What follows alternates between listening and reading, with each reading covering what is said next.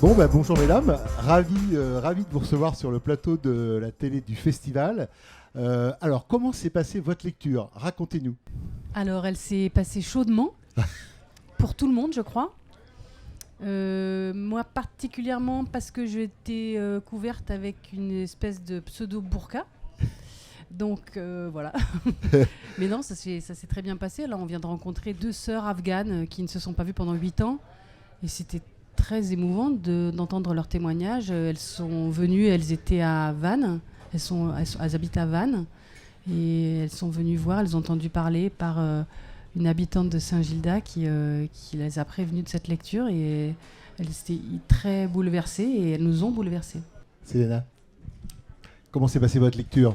Eh ben, c'est super, une grande qualité d'écoute, ça c'est un vrai plaisir. Non, c'est vrai, le fait d'être, je pense, dans un festival d'écrit intime, il y a aussi une grande proximité qui se noue avec le public, qui est très très attentif aux paroles des autres, donc c'était super. En tant que comédienne, c'est un bon moment d'être là dans ce festival un peu intime. Il n'y a pas que le titre, mais il y a le sujet. Est-ce que pour vous, c'est un moment un peu particulier? C'est une expérience un peu particulière?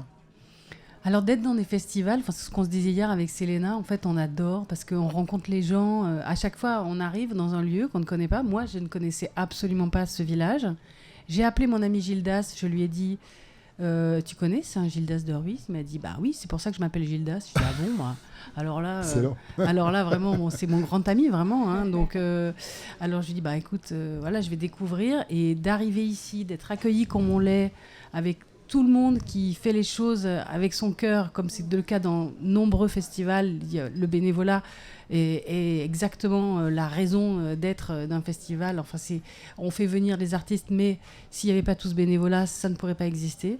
Et ça, c'est une merveille, parce qu'on rencontre vraiment les gens, et moi, j'adore.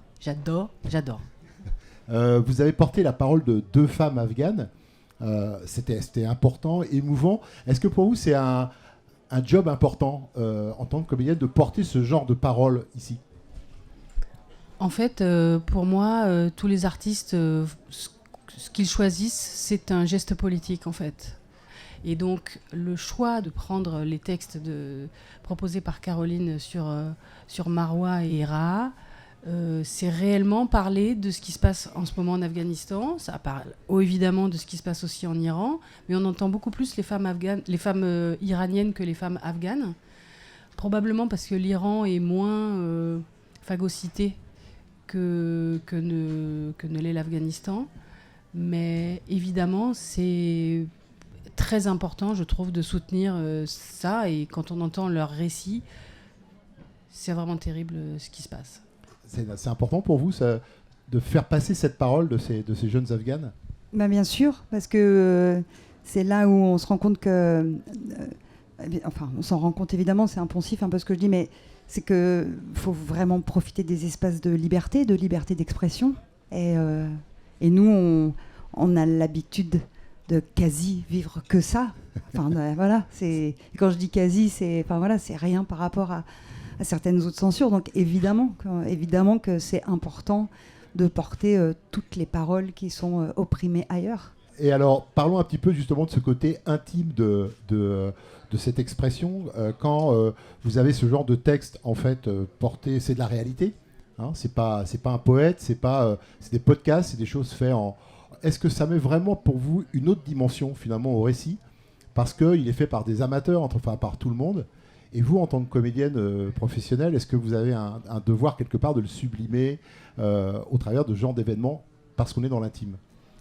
L'intime et surtout la nécessité de dire les choses, pas forcément un talent littéraire en fait. Voilà, ouais. Et donc c'est ça qui est évidemment qu'on a envie de se l'approprier, d'essayer en tout cas de le restituer. On n'a pas vraiment le temps de répéter beaucoup, donc on l'a fait avec les outils qu'on avait, mais c'est ça l'idée, bien sûr. Mais ceci dit, ce que vous avez dit... vous avez dit, oui, c'est des paroles d'amateurs. En fait, non, parce que c'est vraiment Caroline, la journaliste, qui a élaborer, enfin non seulement initier, mais élaborer ce travail. C'est-à-dire que là, nous, ce qu'on a entre les mains, c'est déjà un agencement de tous les messages qu'elle a reçus. Donc il y a déjà sa lecture à elle, en fait, aussi. Une sélection, vous voulez dire, Voilà, en fait, une ça a quand même sélection, été choisi, mis en scène quelque part. Oui, parce qu'il y a la dramaturgie aussi de Voilà. la réalité, en fait, qui part de 2021, Voilà. qui arrive à 2023, puisque, donc, effectivement, on apprend à la fin que Ra vient d'être maman il y a 15 jours. Donc, en fait, il y a déjà toute cette dramaturgie de la réalité, en fait, de la temporalité. Alors, parlons un peu de votre actualité, mesdames. Alors, Caroline, après Engrenage, la police, le foot féminin, est-ce qu'il y a d'autres projets? Racontez-nous un peu votre actualité. Alors là, j'ai pas de projet de film pour l'instant. Je me lance dans l'écriture, je me lance dans la réalisation. Enfin, je prolonge parce que j'ai commencé à déjà un petit peu réaliser quelques petits films et un documentaire. Et je voudrais poursuivre cette activité. J'essaye de me lancer dans la production également pour faire des choses qui me passionnent en fait. Parce que pour l'instant, on propose des rôles de flics ou des choses qui ne m'intéressent pas. Et comme j'ai eu une super flic à interpréter, toutes les autres sont bien palotes à côté. Donc, et puis, j'en ai pas 72 non plus dans ma besace. Donc, finalement, voilà. Et puis, j'ai un beau projet de théâtre avec Charles Berling et Alain Fromager sur des textes de Lars Noren qu'on va répéter de façon assez étalée pour le jouer en 2025. Donc, voilà.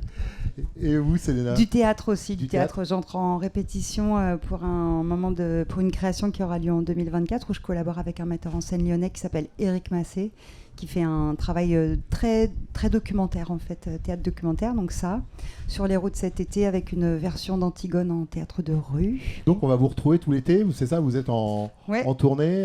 Donnez-nous quelques dates, quelques lieux où on peut vous retrouver. À Châlons, dans la rue, à Aurillac aussi. Je serai à Grenoble, je serai à Clermont-Ferrand. Voilà. Bon festival. Hein, et à très bientôt. Merci, bon festival à vous tous et toutes aussi. Ouais, merci pour cet accueil. Pour votre accueil.